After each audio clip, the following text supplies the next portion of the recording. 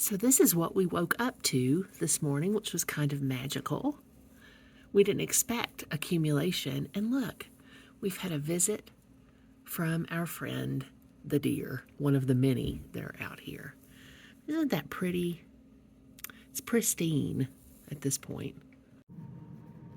Oh my goodness, my dear friends, the snow is just coming down and I think it's so pretty. I wanted to share it with you. If you just would do a freeze frame on that, it just looks like such a pretty picture that someone might paint.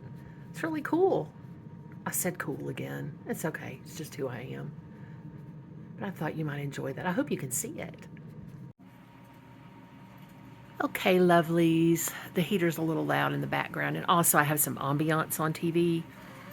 Oh, and a kitty just meowed. But this is my delicious supper. It is a couple of pieces of bread toasted with Kerrygold butter, just a little bit, and what we call healing soup. I'll put the recipe up in the description. It is so good and so good for us.